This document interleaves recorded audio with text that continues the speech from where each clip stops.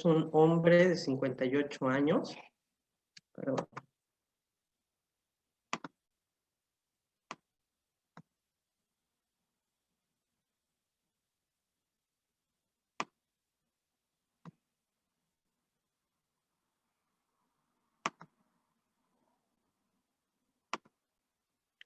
Entonces, a ver, tenemos un caso de un hombre de 58 años.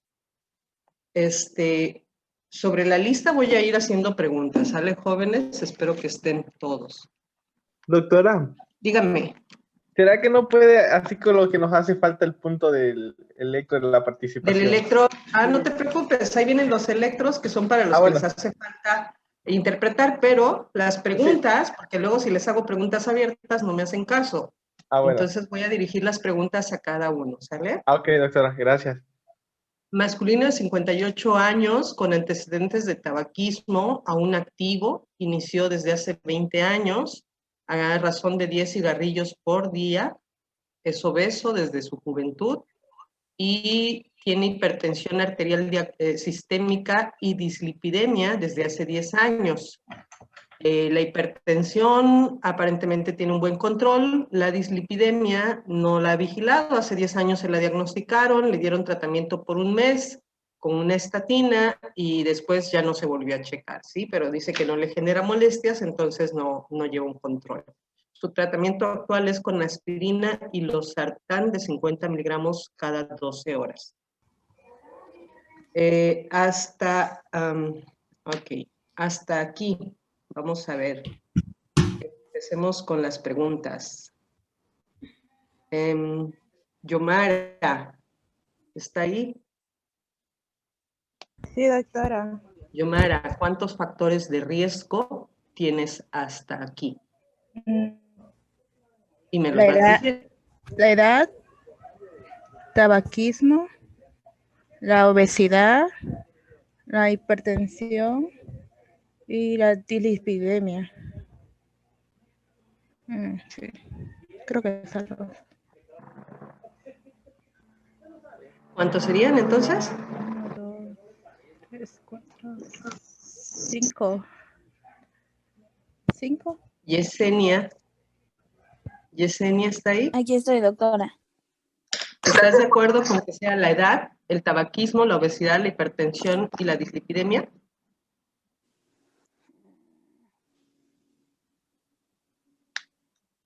Me parece que también el sexo masculino es factor de riesgo. Pues más bien el sexo, ¿no? Uh-huh. El factor de riesgo en estos pacientes en general es el hombre, independientemente de la edad, ser hombre es un factor de riesgo. Entonces, más que decir la edad, si fuera una mujer de 58 años, quizás no tendría tanto problema como el hecho de ser un hombre. ¿Sí? Entonces, bueno, vamos a considerar 5 factores de riesgo. Karen, ¿está ahí? Sí, doctora. Es el losartán.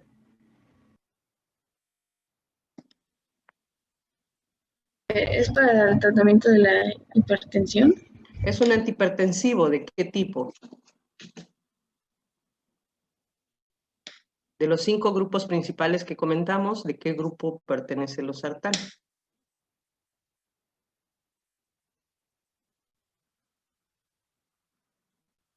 ¿Es un IECA? ¿Es un betabloqueador? ¿Es un calcio antagonista? ¿Es un ARA? ¿Es un diurético? ¿Qué tipo de antihipertensivo es? ¿Puedo participar yo? A ver, Citlali. ¿Es un ARA 2? Es un ARA 2. Es un ARA 2. Muy bien. ¿Y qué sería una estatina? Él dice que estuvo bajo tratamiento con una estatina. ¿Cuáles son las estatinas que conoces? Una sola.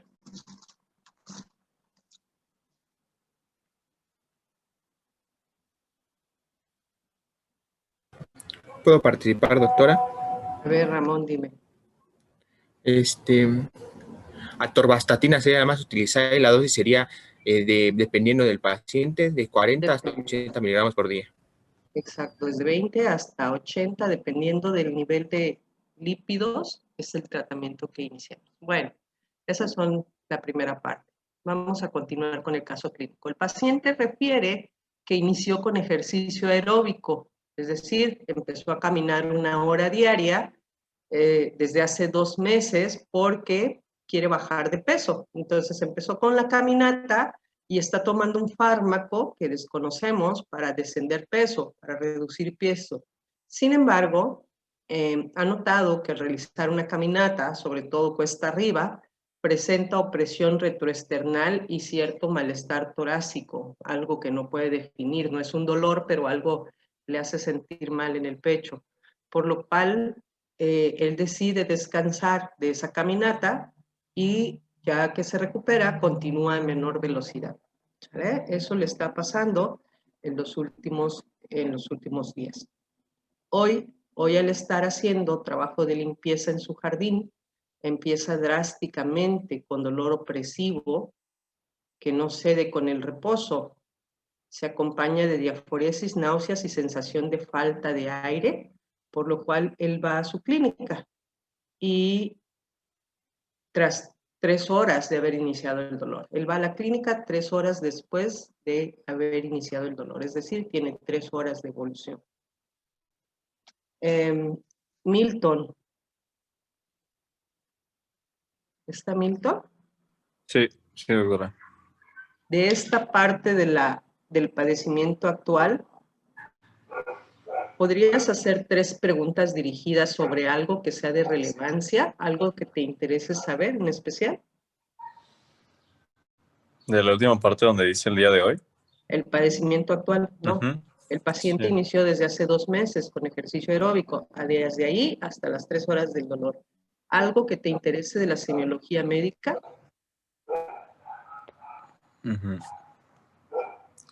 Porque parece que todo es muy claro.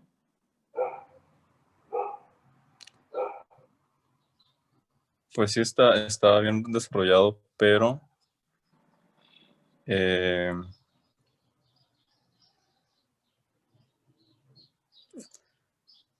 le podría preguntar a qué hora del día es más común que se presente el dolor. Él te dice que cuando camina. No, ¿a qué hora del día? Por eso, cuando camina, ha de caminar por las mañanas.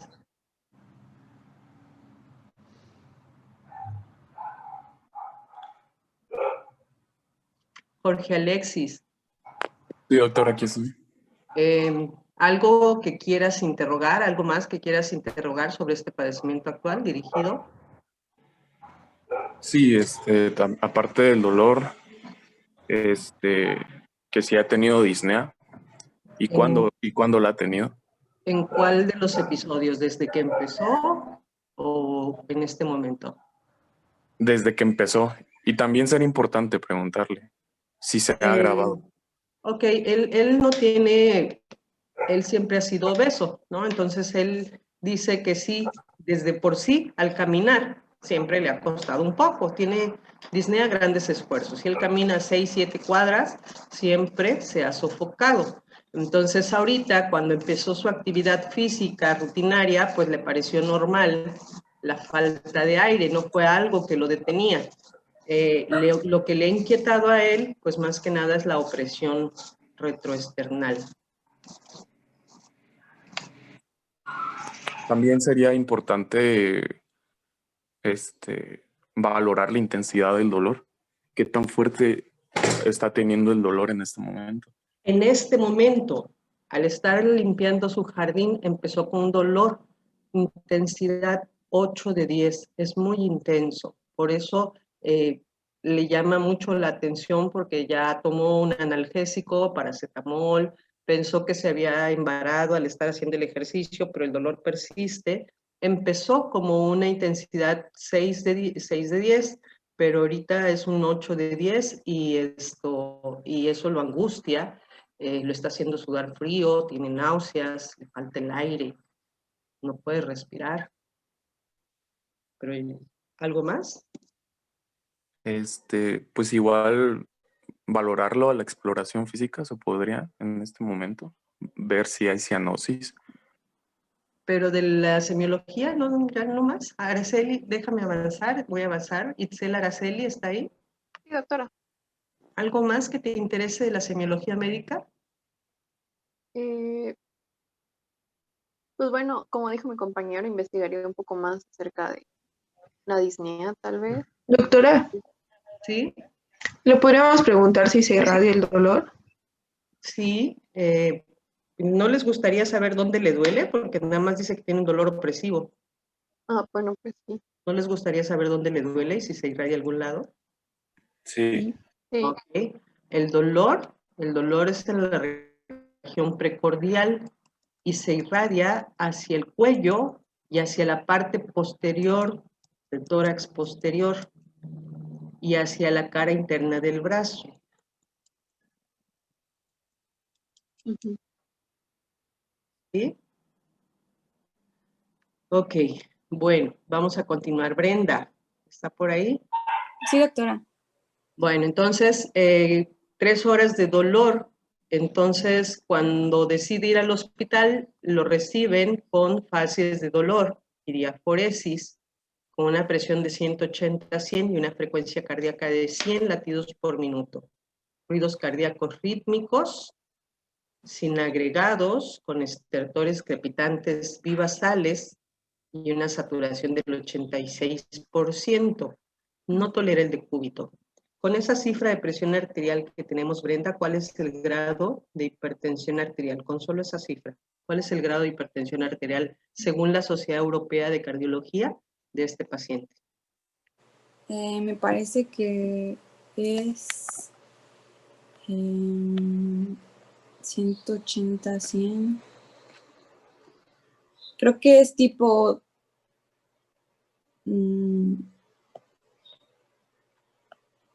Edwin, creo que es tipo... no es tipo, es grado. Edwin Alexis, Presente, doctora, presente. ¿sabes qué grado de Sí, hipertensión es el tiene grado este 2. paciente? ¿Seguro? Sí, ¿No es un grado 3, doctora? ¿Quién habla? Milton. Milton, claro. ¿Quién? Milton. Milton. Pues yo diría que es un grado 3. Sí, ajá, dije grado 3. Grado 3. Muy bien. José Carlos, Sí, doctora. entonces tenemos 5 factores de riesgos, comentaron. El sexo, el tabaquismo, la hipertensión, la dislipidemia y la obesidad. Pero según la Sociedad Europea de Cardiología, donde clasificamos hipertensión arterial 180-100 como un grado 3, en esa tabla donde calculamos el riesgo cardiovascular, un paciente con hipertensión grado 3 y otros 4 factores de riesgo agregados, ¿qué riesgo cardiovascular total tiene?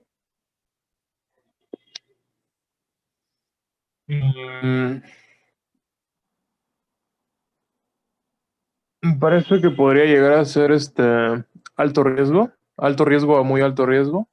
Creo que es alto ¿Cuál de riesgo. los dos? Alto riesgo. Alto riesgo, vamos a ver. Esta tabla la deben de tener muy en cuenta, ¿sale? Quedamos durante la clase que el solo hecho de ser diabético pone al paciente en alto riesgo, pero aquí el problema es que está una cifra grado 3, ¿sale? Ojo, este paciente que es, perdón, no es diabético, ¿verdad? Es hipertenso, dislipidémico, es hipertenso. no es diabético, discúlpenme. El hecho de que está en un grado 3 de hipertensión, vean ustedes cómo lo coloca en un riesgo alto. Sí, básicamente 180, 110 es una crisis hipertensiva y eso coloca al paciente en un muy alto riesgo. Riesgo alto o muy alto cuando tiene daño orgánico. Daño orgánico sería que ya tuviera insuficiencia renal, que tuviera alteraciones en la retina, que tuviera angina o isquemia, o que tuviera enfermedad renal, o que fuese diabético, que fuese diabético sin daño orgánico. Eso me lo pondría ya en un riesgo alto a muy alto, ahí en en el límite, ¿no? Y si ya tuviera una enfermedad cardiovascular establecida, estaría en un riesgo muy alto. Entonces, 180, 110 con más de 3 factores de riesgo, en este momento lo vamos a ubicar en este punto, como un paciente con riesgo alto de enfermedad cardiovascular, de acuerdo a la Sociedad Europea, la clasificación de hipertensión y estratificación de riesgo, ¿sale? Ok, vamos al siguiente. Ahora sí, ¿quién me falta de electros? ¿Gerardo? Yo, doctora. Yo también, doctora Itzel. ¿Quién es yo? Edwin. Yo también, doctora. Edwin. Sí. ¿Te falta electro? Sí, la mitad. Me falta ok. punto 5. No, pero a quien le falta completo, porque hay a quienes les falta completo. Yo A mí, yo, doctora doctora. Itzel. A ver, Itzel. Ujú. Pero Itzel ya te pregunté. Entonces, Beatriz Adriana Solís Sí, Morales. ¿Estás ahí, Beatriz? Sí, aquí estoy. Ok, vamos a ver el electro. ¿Algo más? Beatriz, tú no. ¿Algo más que les interese saber, chicos, del caso clínico?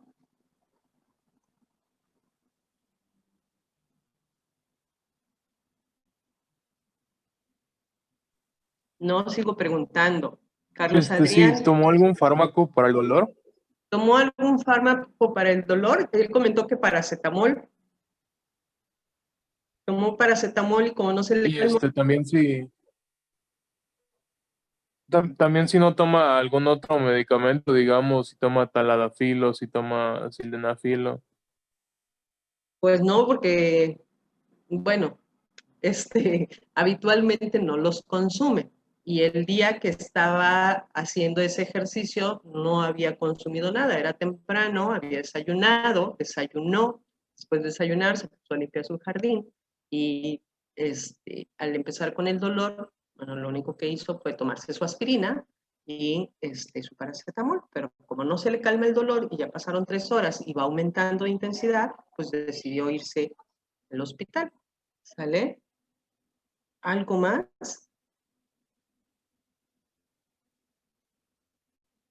Carla Ruiz, ahorita voy contigo, Sí, doctora.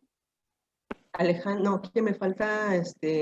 Beatriz. Beatriz, ahorita voy contigo con el electro, dame chance.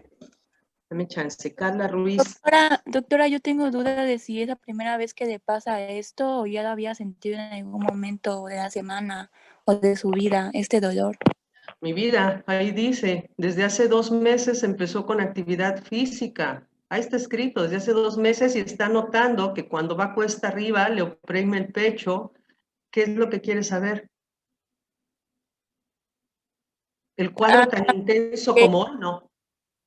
Ok, sí, ya entendí, gracias. Niños, despierten, por favor. Ahí está escrito. Carla, con todos estos cuadros, ¿cuáles son tus sospechas clínicas? Dame 3 posibilidades por las cuales el paciente pueda estar teniendo dolor torácico. Pues sería infarto agudo del miocardio. Sobre todo, pues tendría que irse el diagnóstico a un síndrome coronario agudo y de ahí, pues, dependiendo de lo que veamos en el electrocardiograma, tendríamos que clasificar. Esa es una posibilidad, y si no fuera un síndrome coronario agudo, ¿qué otra cosa pudiera ser? 3 posibilidades.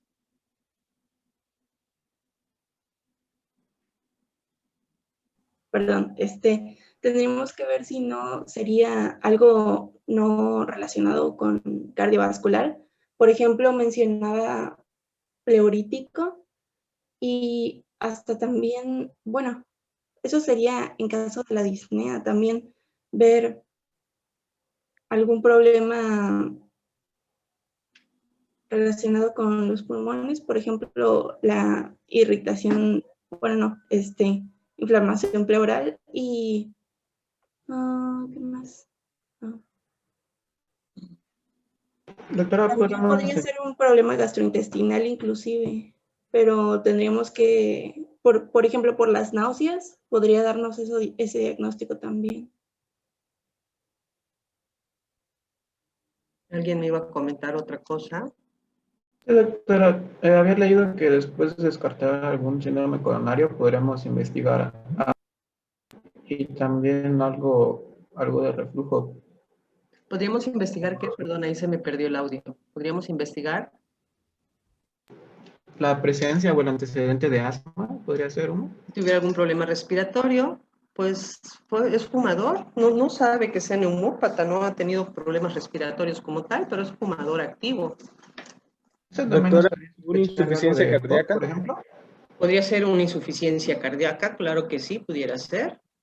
Sí, insuficiencia cardíaca, angina o un infarto.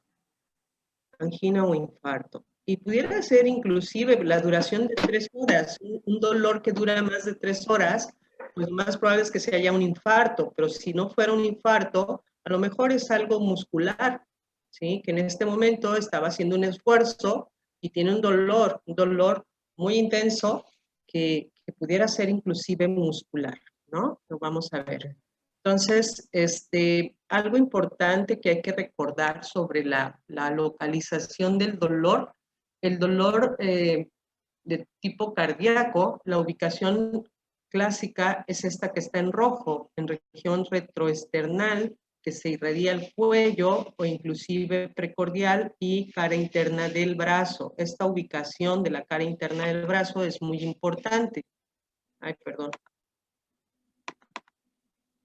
Esta ubicación de la cara interna del brazo es muy importante, no es en todo el brazo, no es en los músculos, es la cara interna y abarca los primeros 1 o 2 dedos, ¿sí? Pero cuando el paciente lo refiera en esta presentación es casi típica de angina, ¿sí? El paciente lo refiere en región retroesternal, desde que empezó a hacer ejercicio el dolor es retroesternal y ahora en región precordial, pero se irradia hacia el cuello. Habría que investigar qué parte del cuello, ¿no? Cuando el paciente dice, se me irradia el cuello, qué parte del cuello. Pero el cuello que involucra el maxilar o la cara interna del brazo tiene altas posibilidades de ser isquémico. Y luego puede involucrar inclusive toda la parte del tórax anterior y cuello, hombros. El derecho no es frecuente, pero puede suceder. La condición es que al paciente le inquieta más cuando es hacia el lado izquierdo. Todos los dolores hacia el lado izquierdo le inquietan más al paciente, pero también puede suceder hacia el hombro derecho, ¿no? Y en toda la región precordial, torácica o precordial. Y entonces vamos a hacer diagnósticos diferenciales del dolor anginoso. Si el dolor fuera osteomuscular, algo importante es que puede existir dolor a la digitopresión, el dolor es localizado, aumenta al presionar, o sea, uno le pregunta al paciente dónde le duele y él con un dedo señala, me duele aquí, y uno le toca y hasta hace una posición antiálgica, ¿no? Entonces es muy localizado y es palpable. O limita la inspiración profunda, cuando el paciente inspira profundo le duele por esa misma elongación de los músculos y entonces se retrae.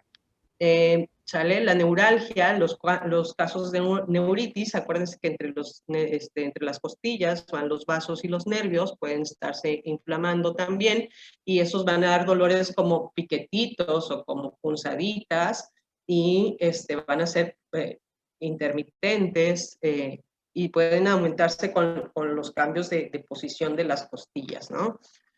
Las causas pulmonares son importantes, sobre todo a nivel cáncer o pleuritis, quizás de los más frecuentes una pleuritis, pero esta se relaciona con la respiración. El paciente inspira profundo y le duele, es constante, sí, el dolor es constante, pero está muy relacionado al proceso respiratorio.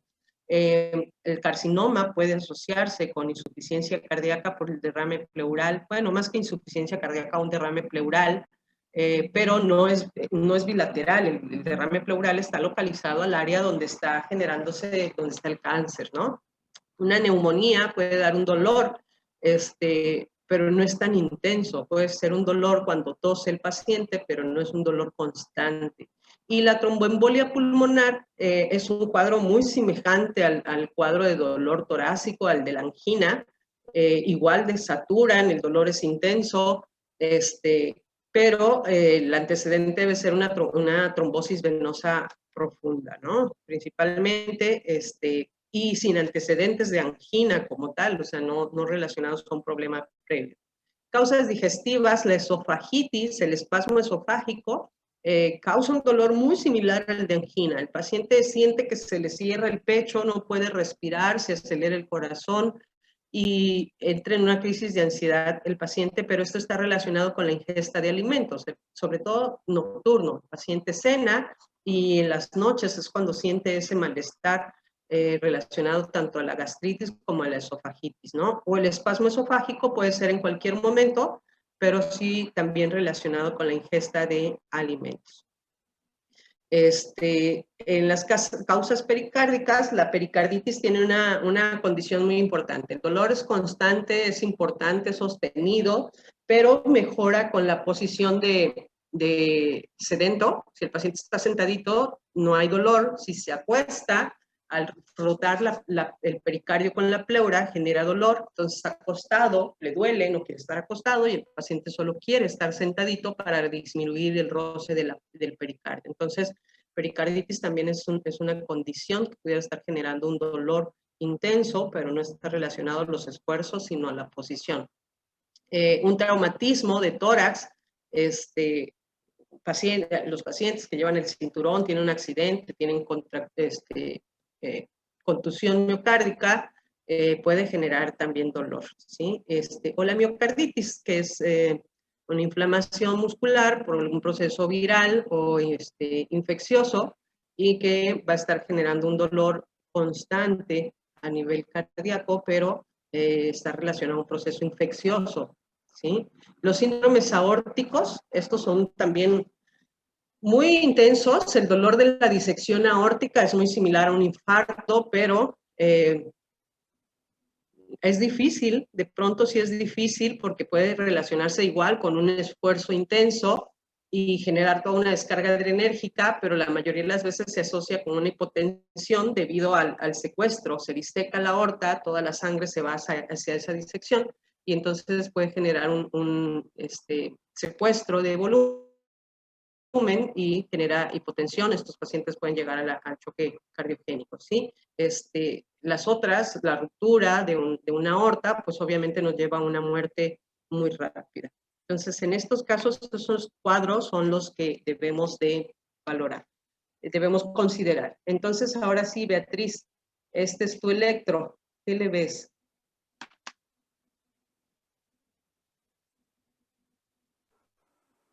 Para comenzar, no es un ritmo sinusal. ¿Sinusal? ¿No es sinusal? ¿Por qué? Porque no tiene una frecuencia respiratoria y tampoco tiene onda P. ¿Me podrías señalar con tu lapicito dónde está el QRS? Sí, ahorita nada más lo...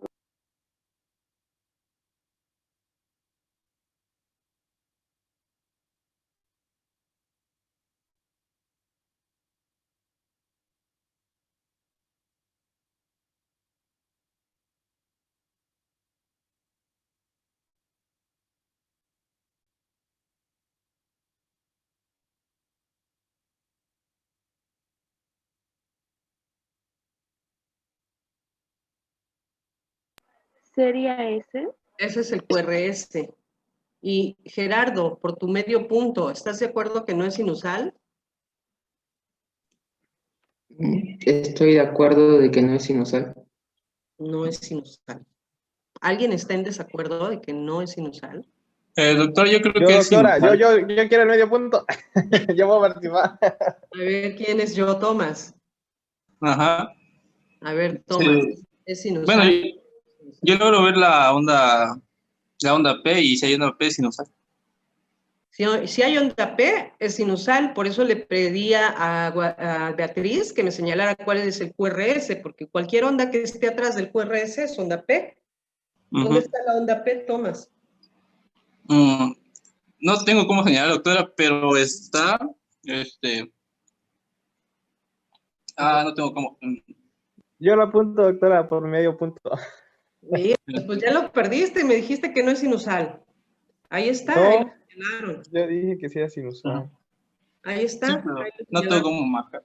Doctora, es que el que contestó fue Romario. Yo soy Edwin. Ah, entonces, bueno, y ahorita quién me señaló ahí la onda P. Yo. Ahora sí, como los niños Yo, Edwin. primarios, díganme, yo voy, doctora. Y díganme su nombre, porque Tomás es el que habló. Ok, Sí. entonces a la siguiente más fuerte, vamos con orden.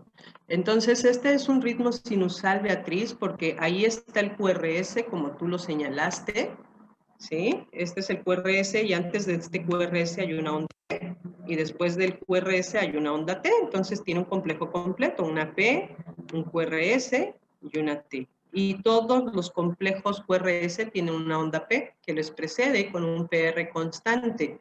Entonces, y es positivo en D1, en ABL, entonces sí cumple criterios de un ritmo sinusal. Es un ritmo sinusal. ¿Cuánto sería la frecuencia cardíaca, Beatriz? Ahorita la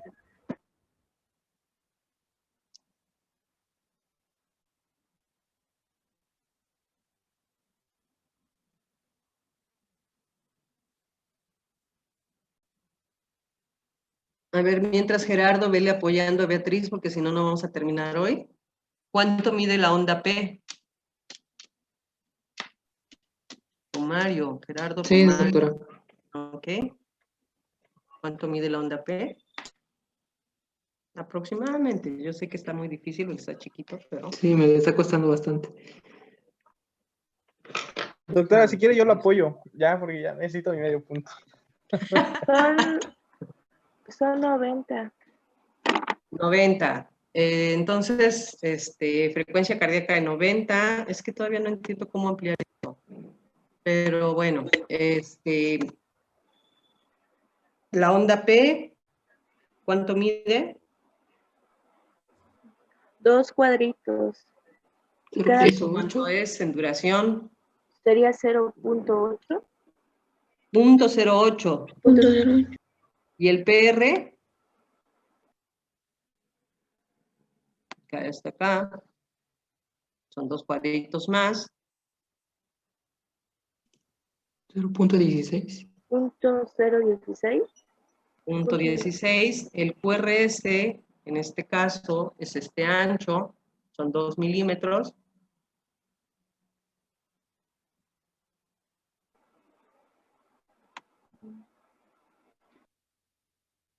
¿El QRS cuánto mide? 0.08. Y el QT son 8 milímetros.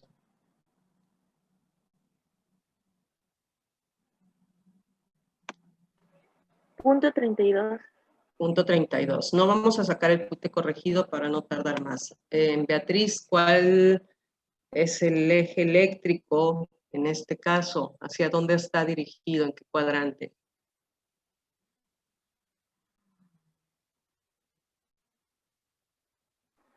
¿Sería hacia la izquierda? D1 es positivo y ABF es negativo, entonces el eje está más o menos a menos 30, 20, 30 grados y es desviado a la izquierda. ¿Qué cambios tiene este electro, Beatriz? La P es normal, el intervalo PR es normal, el QRS es normal, el QT medido es normal, el eje QRS está desviado a la izquierda. El ritmo es sinusal, la frecuencia cardíaca está normal, pero ¿qué cambios puedes apreciar tú en el electro? ¿Te parece que es un electro normal?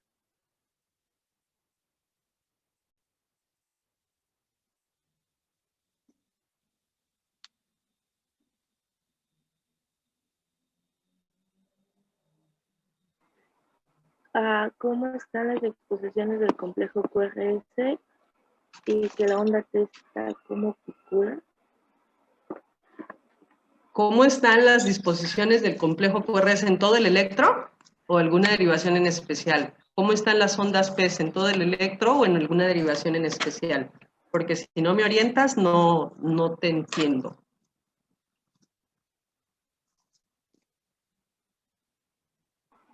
Por ejemplo, ¿serían de 2? ¿En qué derivación? D2. B2. ¿Qué tiene B2?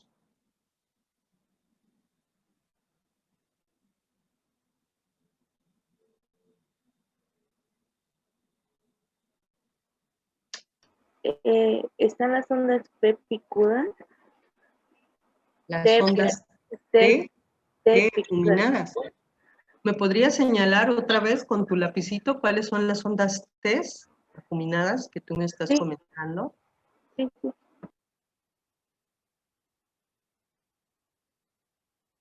Ahora sí, los del medio punto, ¿dónde están?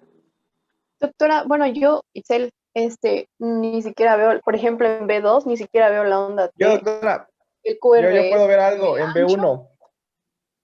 A ver, espérenme. Itzel me está diciendo, Adriana, pero tú me dijiste que en B2, ¿no? Que en B2 ves unas ondas T acuminadas. Por eso te preguntaba, ¿cuál es la parte de B2 donde tú ves las ondas T? El otro lado, Itzel, me dices que no ves, ¿qué? Perdón. La onda T sería el QRS, pues que está ancho y tiene, tiene R', ¿se podría decir? Pues, ¿en dónde? Bueno, es que no lo puedo señalar. Es pero que esto, es ahí donde está el lapicito. Ajá. Por eso quiero que me digan qué es lo que están viendo. Esto no es un QRS. Ese no es un QRS, por eso hicieron sus mediciones. ¿Cuál es el QRS? El QRS está aquí. ¿Dónde termina este QRS? Termina a 2 milímetros de donde inició. Aquí termina el QRS. ¿Qué sigue el QRS? El segmento ST y luego viene la onda T. Este segmento ST es el que están viendo aquí arriba. Está elevado el ST.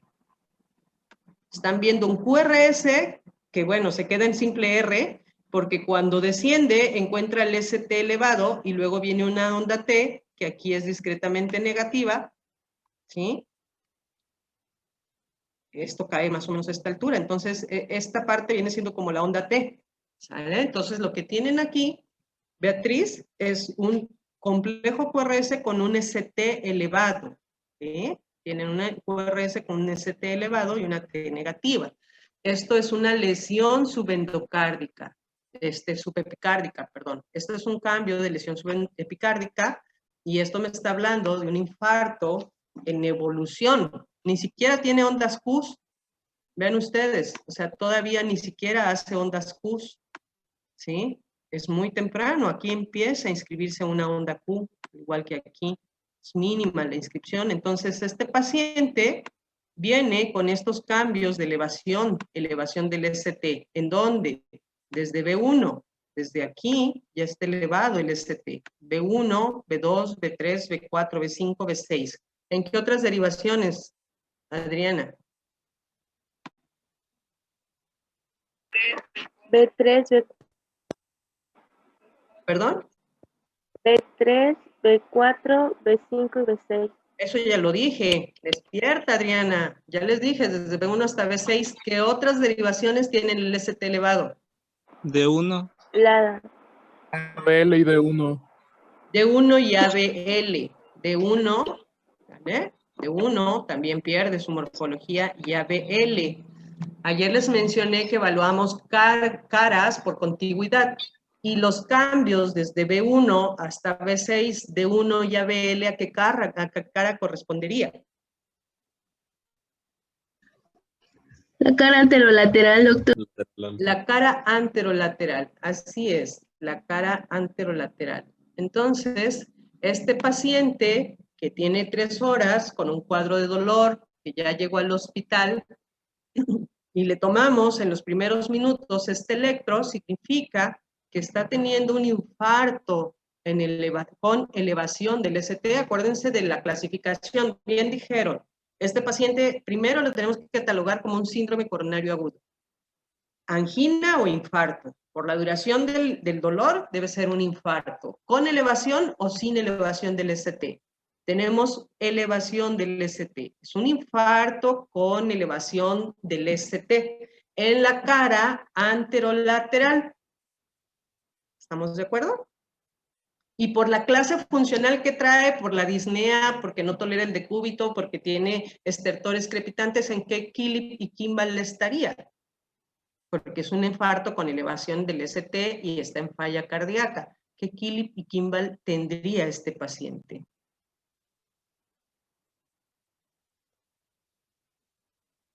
O bueno, no me acuerdo si fue con ustedes. ¿Ustedes no hablaron de Kilip y Kimball? No, doctora. ¿No me mencionaron la clasificación de Kilip y Kimball? Sí la mencioné, pero no ahondé sobre esta clasificación. Más bien hablamos sobre la de Grace, la de Timmy.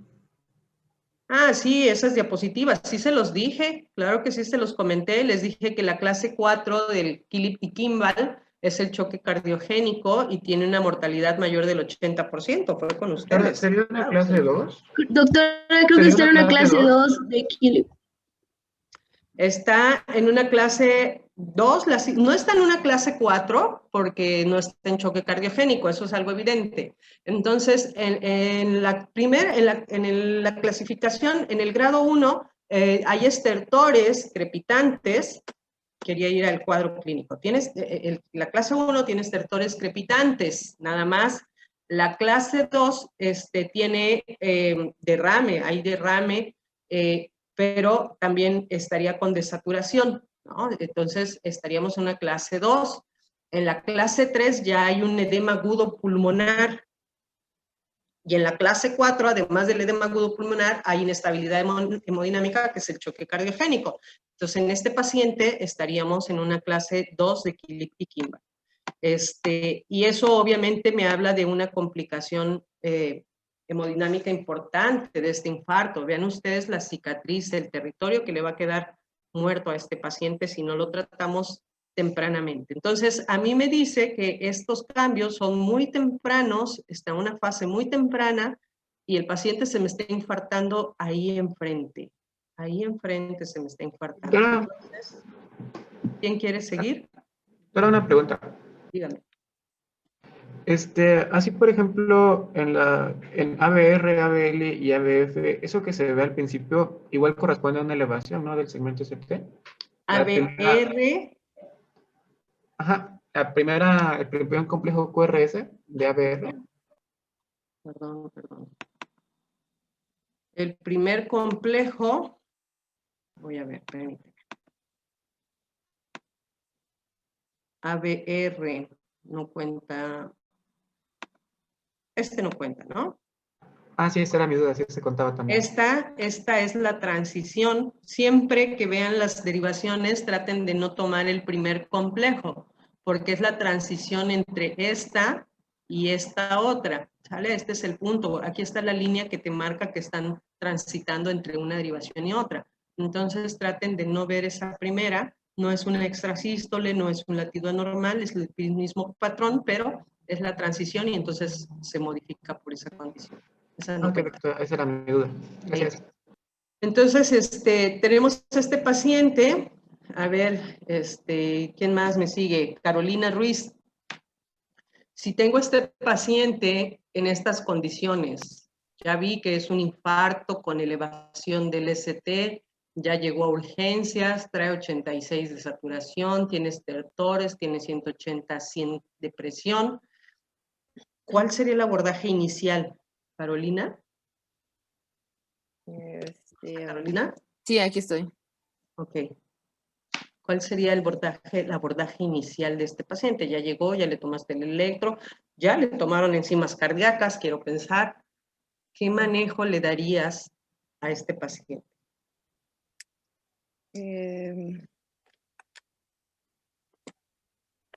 ¿Puedo participar, doctora? ¿Puedo participar, doctora? A ver, ¿quién quiere participar? Perdón, no tengo mi panel, entonces nada más díganme sus nombres, por favor. Paola Ruiz. Paola Ruiz, a ver, dime otra vez, Paola, ¿qué le harías? Pues es que su saturación está en 86, ya había mencionado que está debajo de 90, pues tenemos primero... En las primeras 6 horas de un paciente con síndrome coronario agudo... Pues, arriba de 90, así que pondría oxígeno. Pero, Paola... Ajá, o sea que en las primeras... Paola, quiero hacer un comentario. En los pacientes que llegan con un síndrome coronario agudo, en el evento agudo no importa cuánto lleve de saturación, hay que ponerle oxígeno. A este paciente hay que ponerle oxígeno, independientemente de su saturación, por las primeras 6 horas. Después de 6 horas hay que evaluar cómo persiste su saturación, ¿sale? pero está bien, Doctora. obviamente hay que ponerle oxígeno. ¿Qué otra cosa, Paola? Morfina para el dolor, porque pues dice Morfina, que pues está muy fuerte. claro, Eh, hay mucho dolor.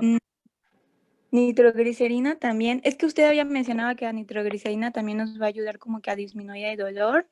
Así Y es. pues, pues también, pues dice,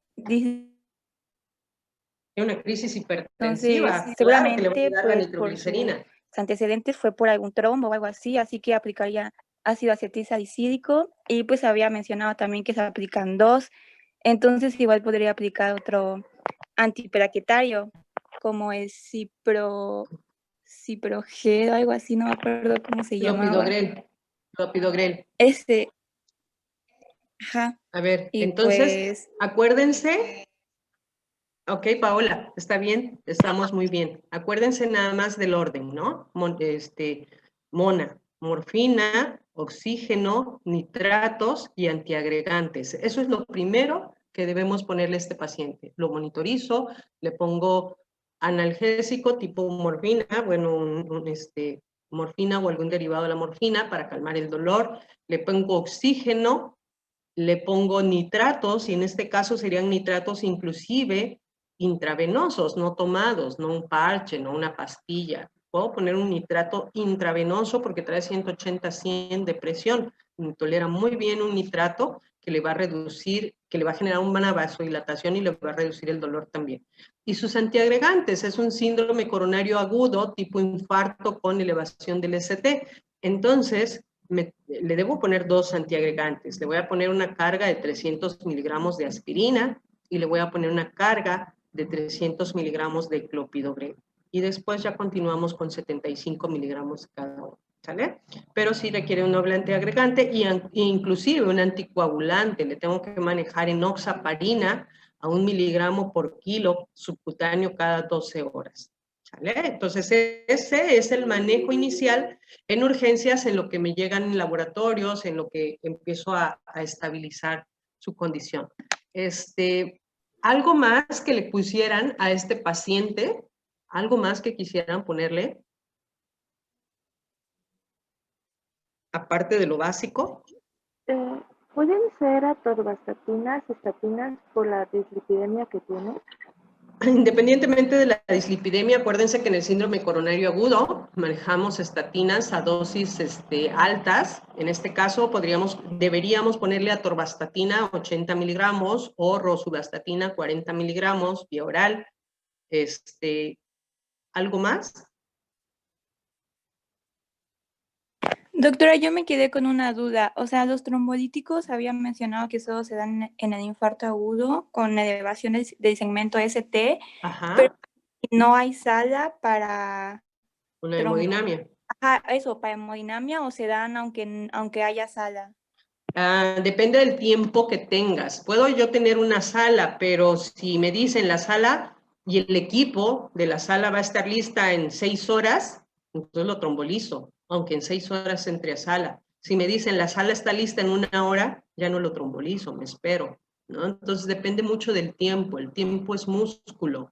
Mientras más tiempo tarde en reperfundirlo, mejor lo trombolizo. Entonces, si yo no tengo una sala de hemodinamia, en este momento a este paciente le viene muy bien una trombolisis. Ok, gracias. ¿Vale? Bueno, entonces nada más para terminar esta escala, acuérdense que la perfusión miocárdica inicia en la superficie porque sobre el músculo cardíaco es donde discurren las arterias y obviamente que la isquemia, el territorio que más puede sufrir es el más interno, el epicardio, ¿no? Perdón, el endocardio. El endocardio es el que va a sufrir más prontamente si es que la perfusión se reduce y el epicardio sería la que es la última que debería sufrir. Entonces, si yo tengo una isquemia subendocárdica, es menos grave que una isquemia subepicárdica.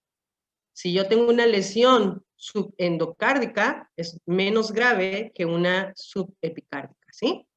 Entonces, eso es algo que ustedes deben de recordar siempre, por los cambios que puedan existir en el electro. Entonces, esta elevación del ST, esta pérdida de la morfología por la elevación del ST, es lo que estábamos viendo en el paciente. Esta es la evolución normal. Estábamos en esta fase probablemente en este paciente. Después viene la cicatrización y empieza a aparecer la onda Q y el ST se empieza a normalizar y finalmente queda la onda Q con Ts negativas.